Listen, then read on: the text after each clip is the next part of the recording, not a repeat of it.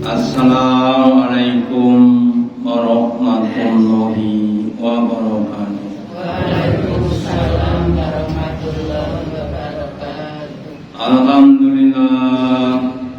Alhamdulillahilladzi an'amana bi ni'matil iman wal islam. Asyhadu an la ilaha illallah wahdahu la syarikalah wa asyhadu anna Muhammadan abduhu wa rasuluhu la nabiyya wa la rasulah ba'dah. Allahumma shalli ala Muhammad wa ala ali Muhammad kama shallaita ala ali Ibrahim innaka Hamidum Majid wa barik ala Muhammad wa ala ali Muhammad kama barakta ala ali Ibrahim innaka Hamidum Majid.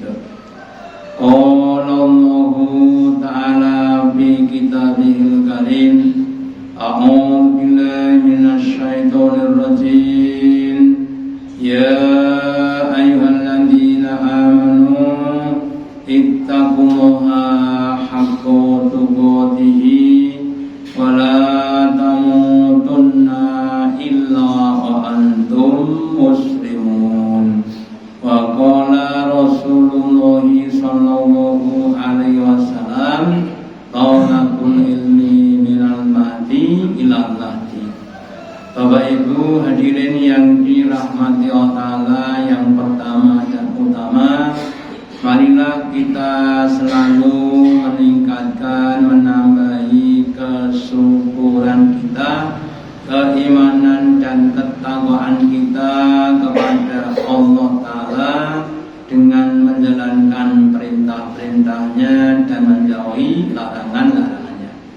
Selanjutnya mengingatkan kepada kita semuanya pentingnya mencari ilmu. Nabi bersabda, tolabul ilmi minal mahdi ilal lahdi. Mencari ilmu itu sejak dari ayunan ketika kita masih masa kanak-kanak ilal lahdi sampai kita masuk ke liang lahat. Jadi kalau kita belum sedo, belum mati, belum wafat, maka mencari ilmu menjadi suatu kewajiban kita. Untuk itu mari kita tunaikan, kita lakukan usaha tugas mencari ilmu dengan sebaik-baiknya. Semoga Allah Ta'ala memberikan kepada kita kekuatan, keistiqomahan dan keikhlasan. Amin. Selanjutnya dalam kesempatan pagi hari ini saya akan menyampaikan sebagian dari firman Allah di surat As-Sajdah, surat yang ke-32 ayat yang ke-18, yang intinya atau isinya menjelaskan bahwa hidup itu adalah pilihan dengan segala macam konsekuensinya. Kalau kita perhatikan dalam gambarnya ada bola dunia yang sebagian terang, yang sebagian gelap. Itulah kehidupan manusia. Ada orang yang mereka hidupnya dalam keterangan atau cahaya Islam, tapi ada juga yang berada di dalam kegelapan sehingga tidak bisa memahami Islam. Maka Allah kemudian dengan nada bertanya, tetapi isinya menyatakan, wahai manusia, afaman kana mu'minan, adakah maka orang-orang yang beriman itu kamang kana fasikon, seperti orang-orang yang fasik, seperti orang-orang yang kafir. Terus dijawab layas tahu, tidak sama. Jadi orang-orang beriman itu tidak sama dengan orang-orang yang fasik. Dalam hal apa? Ya dalam segala-galanya. Mulai dari tingkah lakunya, sudut pandangnya, kebiasaannya, bahkan nanti tempatnya dia juga beda, satu di neraka. Untuk itu mari kita semuanya berusaha berusaha untuk milah dan milih. Kita pilahkan sifat kebiasaan orang-orang iman dan orang-orang fasik. Terus kemudian kita memilih tingkah laku kebiasaannya orang-orang yang beriman, sehingga nanti kita akan menjadi orang yang semakin sempurna. Terus kemudian kita awali dengan permisalan yang Allah ciptakan untuk menggambarkan perbedaan antara orang iman dan orang kafir. Di surat Hud, surat yang ke-11 ayat 24, Allah berfirman, "Matalul fariqaini", permisalan dua kelompok, dua golongan, antara golongan yang kafir dan yang iman. Al-a'ma wal asami wal wasami. Seperti golongan yang pertama adalah orang yang buta dan orang yang tuli. Jadi orang kafir itu diibaratkan seperti orang yang buta, nggak bisa melihat kebenaran Allah Ta'ala. Dan orang yang tuli, orang yang budak, yang nggak bisa mendengar ayat Allah. Sementara orang yang beriman, balbati wasami'i, orang itu diibaratkan seperti orang yang melihat, bisa melihat tanda-tanda keagungan Allah, adanya langit, adanya bumi, adanya gunung dan sebagainya, sebagai tanda-tanda kehebatan Allah.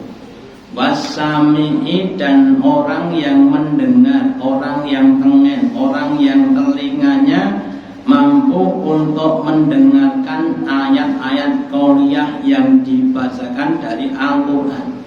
Semakin dibacakan, semakin taat pada Allah Ta'ala, semakin dia untuk bisa berislam. Hal yastawi matalan, adakah sama kedua kelompok ini? Jadi sekali lagi suatu permisalan atau pertanyaan yang ditakwilkan, harusnya kita bisa membedakan.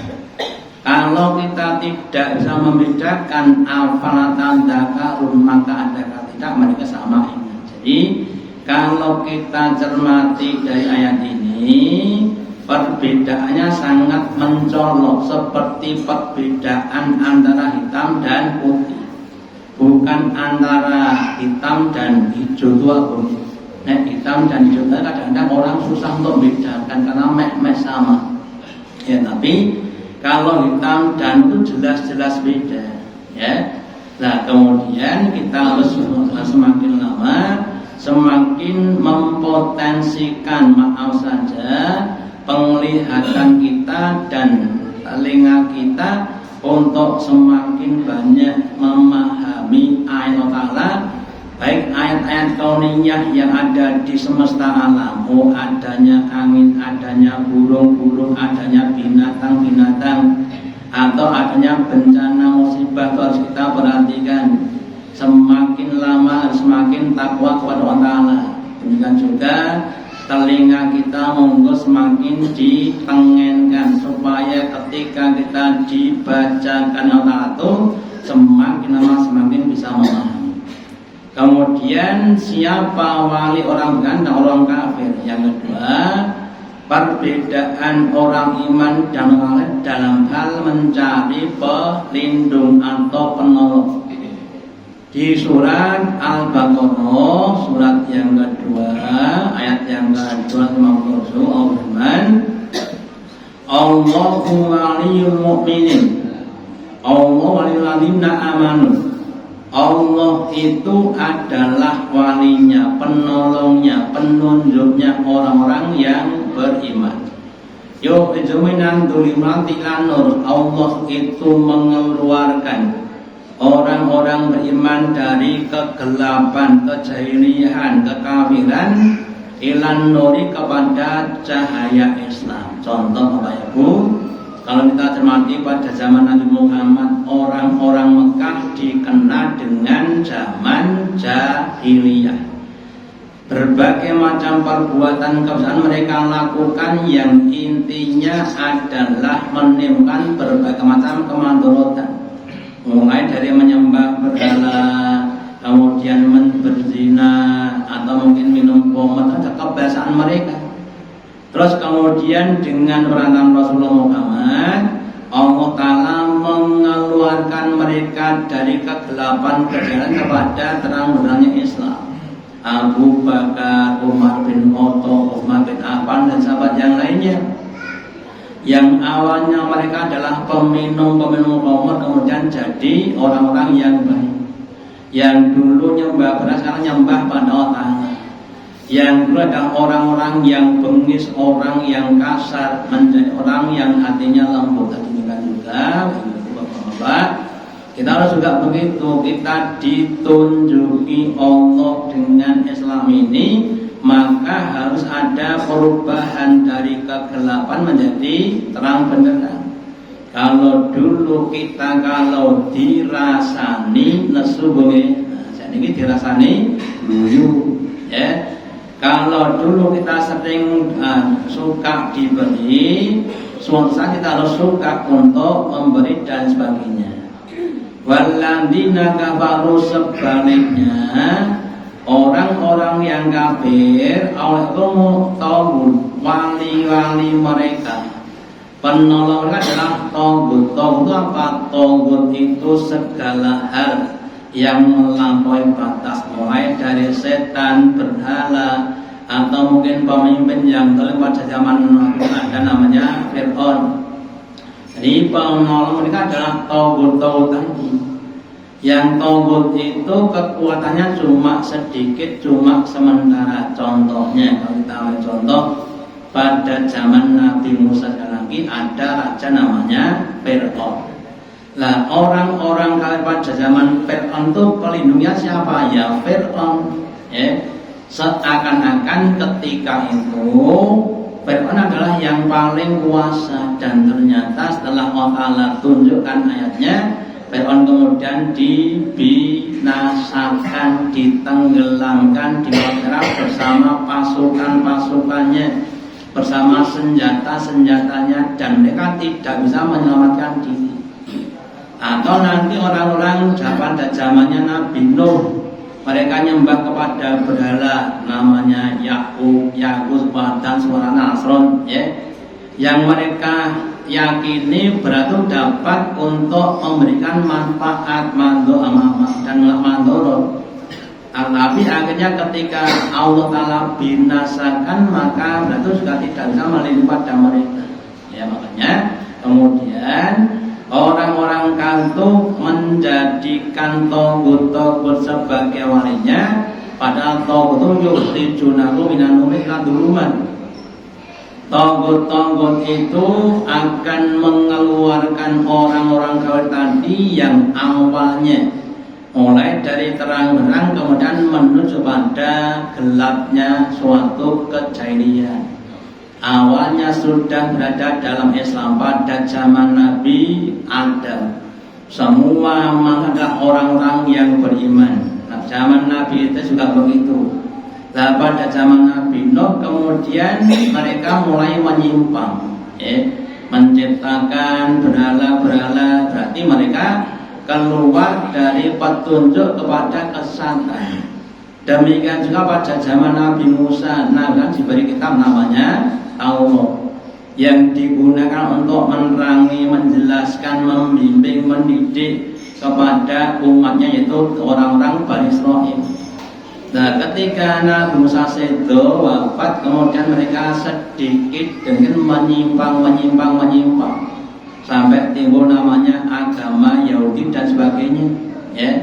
Demikian juga pada zaman Nabi Isa diberi kitab yaitu Injil, ditegakkan kitab Injil untuk umatnya orang-orang Nasrani.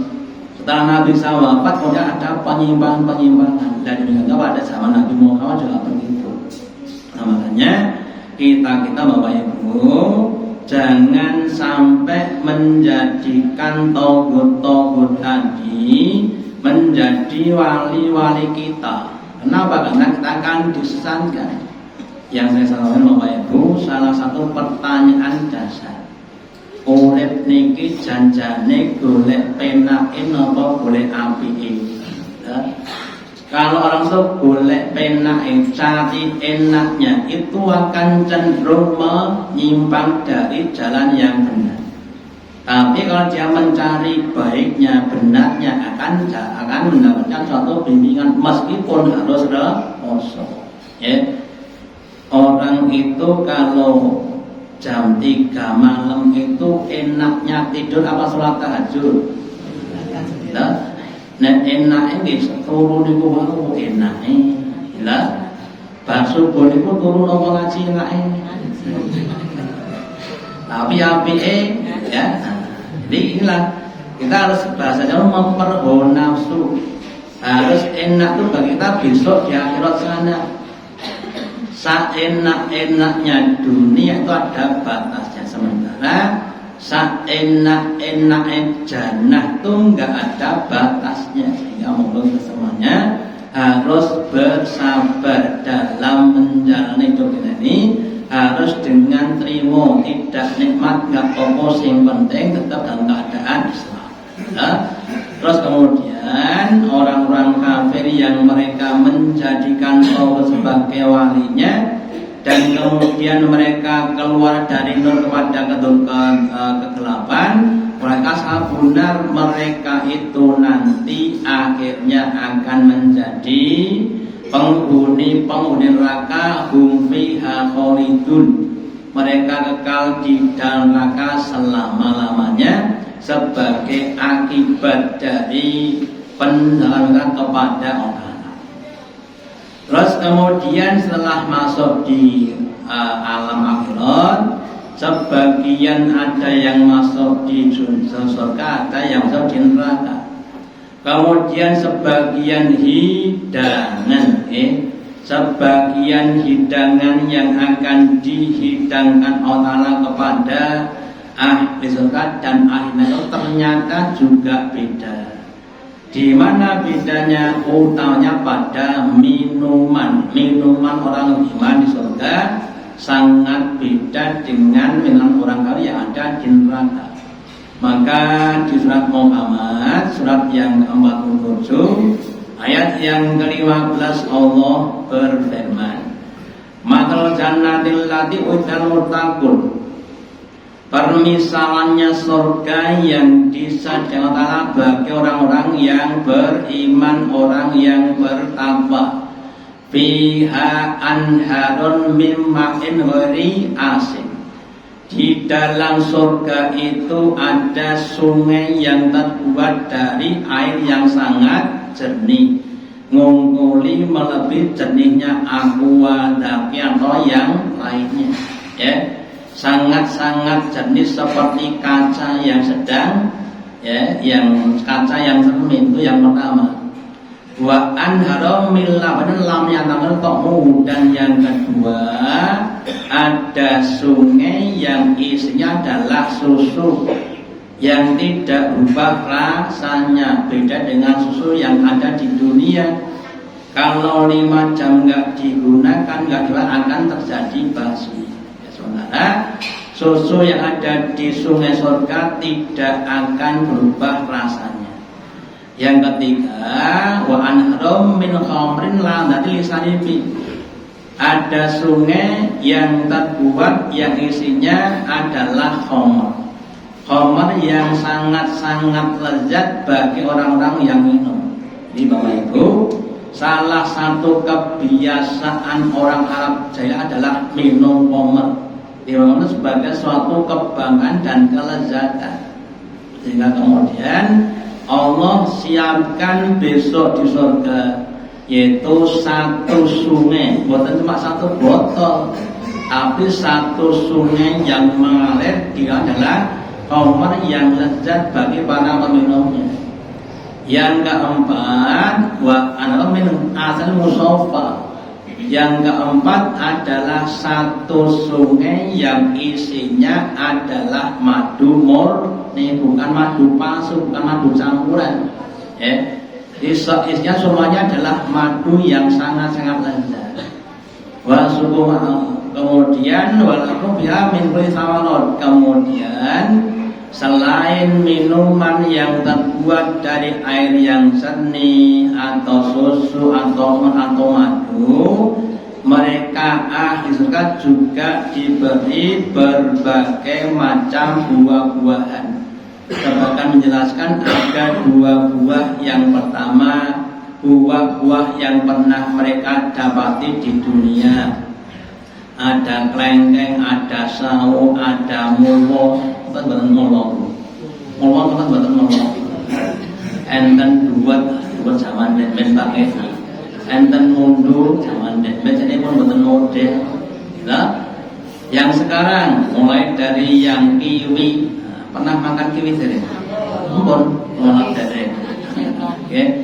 Atau anggur merah, atau talok, ya, itu yang ada di dunia.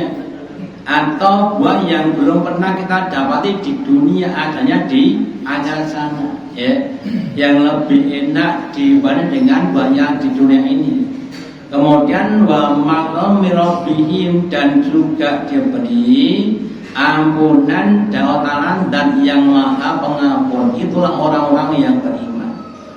Terus dibandingkan dengan orang-orang yang kafir, kaman wa konfinan, kekal mereka ahli surga itu sama dengan kekalnya orang di neraka. Wa suku ma'an hamiman, yang orang di neraka itu akan diberi minum berupa hamim. Apa hamim itu? Hamim adalah air yang sangat-sangat panas. Ketika diminum kemudian kemudian airnya itu akan merusakkan isi perutnya, khususnya sama brodol gara-gara minum hamim tadi. Ya, ini perbedaan antara orang iman dan orang kafir. Minumannya berbeda sekali. Ya, contoh saja. Kalau ada 2 orang lagi, 2 orang sama-sama haus, A dan B sama-sama haus. A dikasih air putih toh, B dikasih es jeruk yang nikmat. Kira-kira beda enggak? Gitu? Pasti meri, wah enak kono. Gitu? Itu cuma seperti itu, apalagi besok di surga dan di neraka. Minuman kemuliaan dan minuman penghinaan.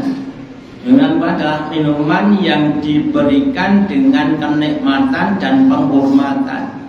Disediakan oleh wildanu maladun, anak-anak muda yang remaja yang usianya adalah belasan tahun.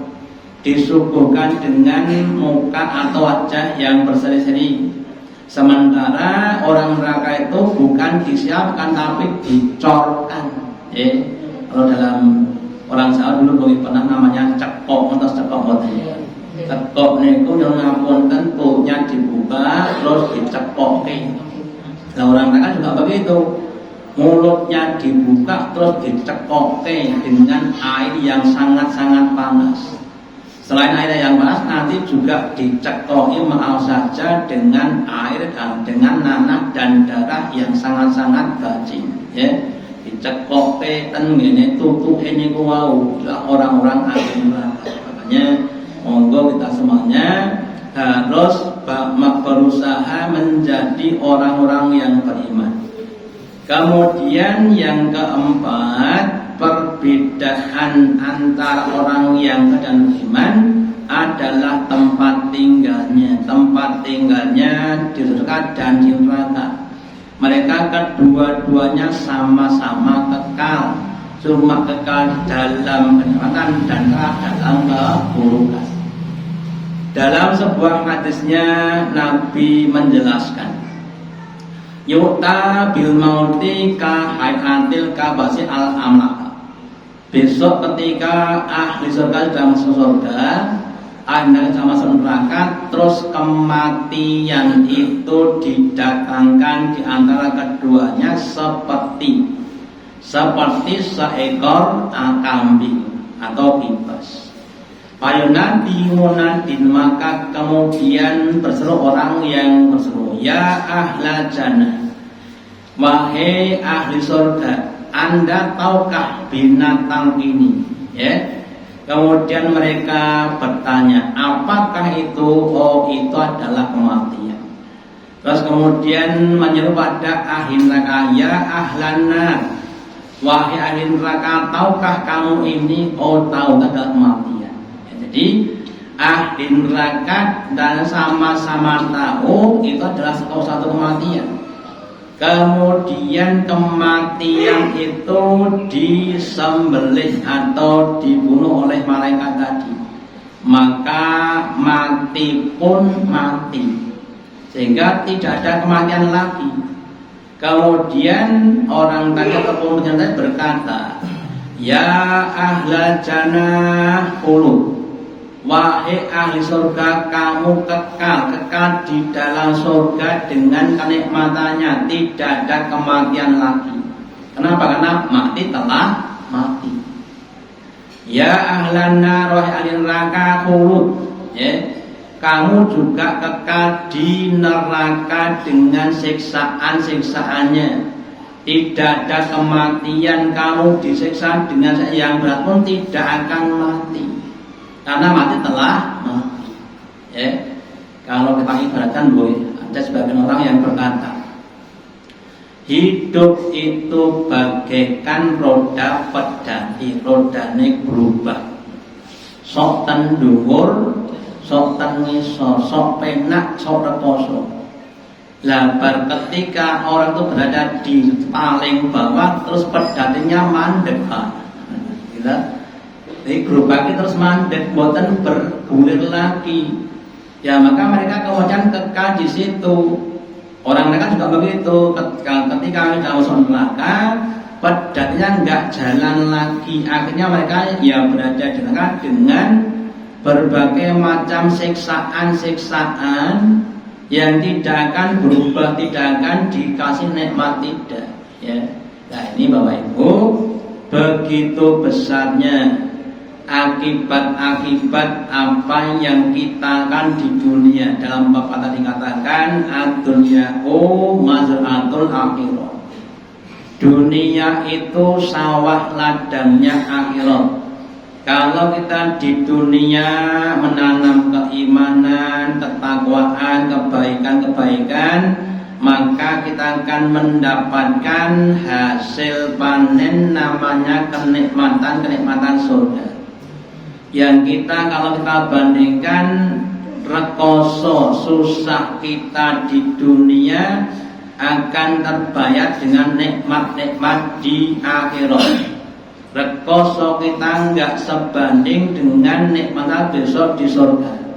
Sementara orang yang menanam kekafiran, kemunafikan, kemusyrikan, menanam berbagai macam kemungkaran, maka mereka akan berbuah menjadi panen-panen yang berupa siksaan di neraka yang khalidina fiha abadan. Makanya monggo, seandainya kita ini sebagai petani harus bisa milah dan milih tanaman-tanaman yang sekiranya kita tanam akan menghasilkan hasil yang baik. Terus monggo tanaman yang kita tanam itu dirabu, dipupuk dengan pupuk-pupuk keikhlasan, pupuk kesabaran, pupuk keistiqomahan, dan dilindungi dari hama-hama dan penyakit. Hama namanya kesombongan, riya atau sum'ah atau yang lainnya harus dijaga. Jangan sampai tanaman kita yang kita tanam jangan sampai tadi kemudian tidak dipupuk, akhirnya apa?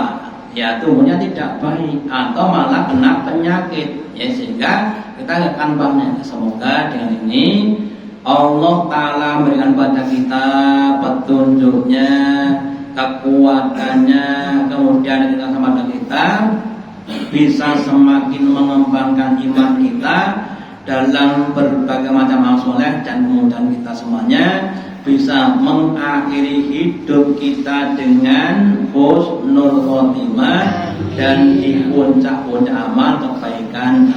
Demikian yang saya sampaikan. Allahumma taqabbal minna innaka antas samiul alim wa tub alaina innaka antat tawwabur. Kita akhiri dengan doa majelis. Subhanallah wa bihamdika asyhadu an la ilaha illa anta asyhadu wa atubu ilaik.